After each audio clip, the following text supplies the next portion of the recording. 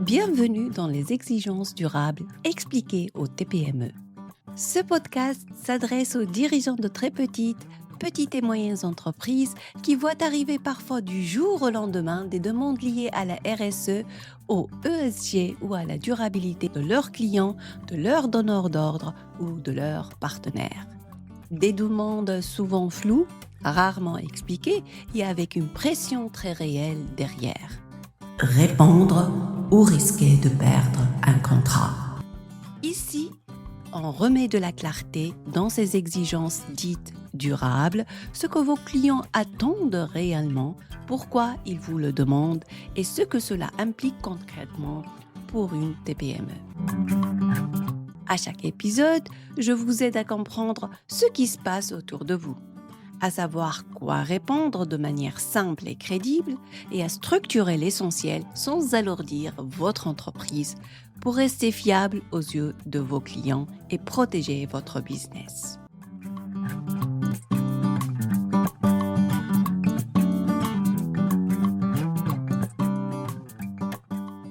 Dans l'épisode précédent, on a posé une base essentielle. On a vu pourquoi aujourd'hui, les TPME se retrouvent sous pression sur des sujets RSE et ESG. Vous recevez des questionnaires, des plateformes d'évaluation, des demandes de preuves. Non pas parce que votre entreprise a changé, mais parce que le système autour de vous a évolué. Aujourd'hui, on va franchir l'étape suivante. On va mettre de l'ordre dans les mots. RSE, ESG, CSRD, etc. Ce sont des sigles que vous voyez partout, souvent utilisés sans explication, parfois même de manière contradictoire. Et si vous avez l'impression que tout est mélangé, rassurez-vous, c'est normal. Même dans les grandes entreprises, les équipes se trompent encore. Pourquoi ? Parce que ce vocabulaire est arrivé très vite, sans accompagnement et qu'il vient de mondes très différents. Le social, la finance, l'audit, le juridique, l'investissement. Le résultat, pour une TPME, tout arrive en même temps, sans mode d'emploi. Commençons par la RSE.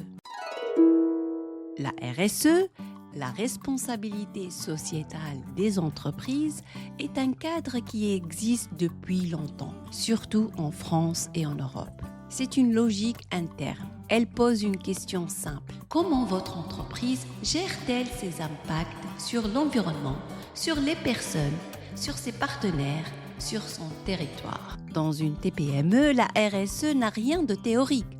Elle se traduit par des pratiques très concrètes.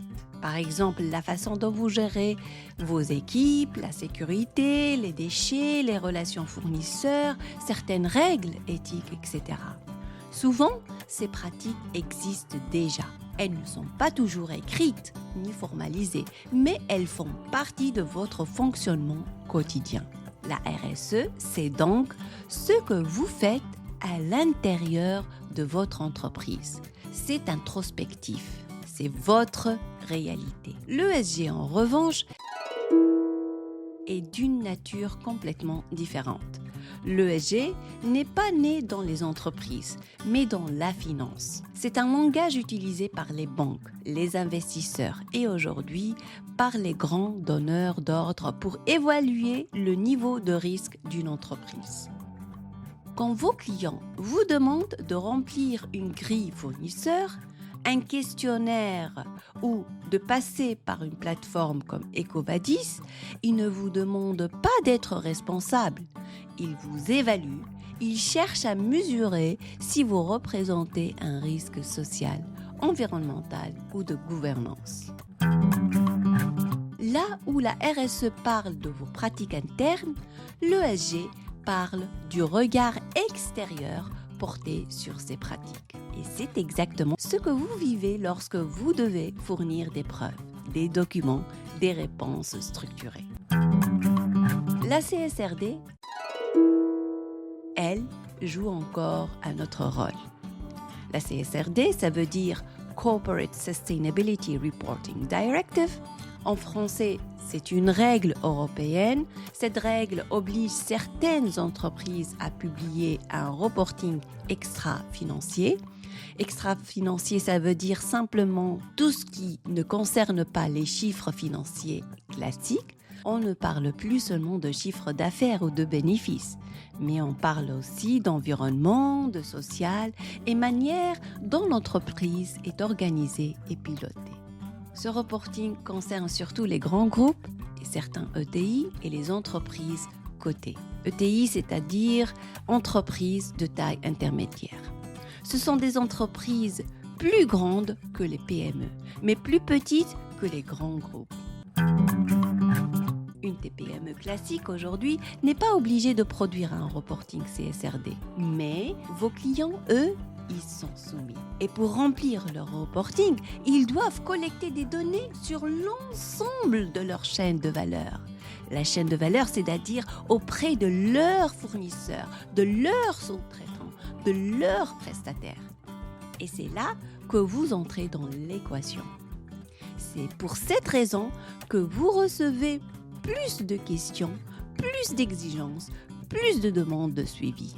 La CSRD ne vous vise pas directement, mais elle redescend vers vous de manière très concrète.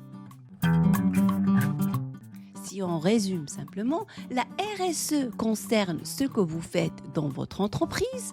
L'ESG correspond à la manière dont vos clients vous évaluent et la CSRD explique pourquoi ces évaluations sont devenues systématiques.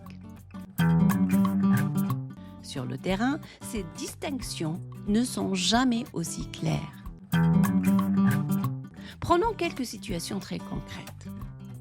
Une petite entreprise industrielle qui formalise une procédure déchets, améliore la sécurité et met en place une charte éthique, agit dans une logique RSE, proche des principes de l'ISO 26000.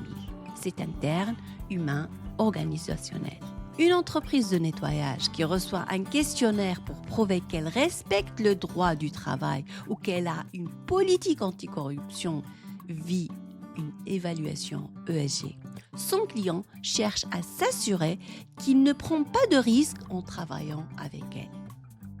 Un transporteur à qui un grand groupe demande ses émissions de CO2, de dioxyde de carbone, même s'il n'a jamais réalisé de bilan carbone, subit l'effet direct de la CSRD. Son client doit produire des chiffres et a besoin de ces données-là. Et pour beaucoup de TPME, la vraie question devient alors par où commencer sans se noyer. Et c'est justement parce que tout ça est devenu trop complexe pour les petites entreprises qu'un cadre spécifique a été créé. Il s'appelle le VSME. Le VSME, ça veut dire Very Small and Medium Enterprises. Autrement dit, c'est un cadre pensé spécialement pour les très petites et petites entreprises, pas pour les grands groupes. L'idée derrière le VSME est simple. Arrêtez de demander aux TPME de faire comme les grandes entreprises et proposez à la place une façon réaliste de structurer l'essentiel. Ce que vous faites déjà, ce que vos clients attendent et ce que vous pouvez raisonnablement prouver. Le VSME ne vous demande pas d'être parfait. Il ne vous demande pas de tout mesurer. Il ne vous demande pas de produire un gros rapport. Il vous aide simplement à mettre un minimum de cadre avec des mots simples et des preuves accessibles adaptées à votre taille et à vos moyens. Si tout vous semble confus, ce n'est pas un échec de votre part. Beaucoup de grandes entreprises mélangent elles-mêmes les termes. Les achats parlent d'ESG pour désigner des sujets RSE. Les équipes RSE internes utilisent des concepts CSRD. Certains labels regroupent ISO 26000, climat et droits humains dans une seule grille. Résultat, vous recevez un questionnaire unique qui mélange tout. Et c'est important de le dire clairement, ce n'est pas vous le problème. C'est le système qui n'a pas été conçu pour les TPME. Ce que vous devez retenir, vous n'avez pas besoin de devenir expert en RSE ou en ESG ou ISO 26000 ou en label, etc. Vous avez besoin de comprendre l'essentiel, de savoir quelles preuves fournir, d'éviter les erreurs classiques et d'être cohérent dans le temps. Quand une TPME s'appuie sur des pratiques internes claires, répond d'une manière structurée aux demandes ESG de ses clients et utilise un cadre simple comme le BSME pour organiser l'ensemble, elle se situe déjà au-dessus de la majorité des entreprises de sa taille.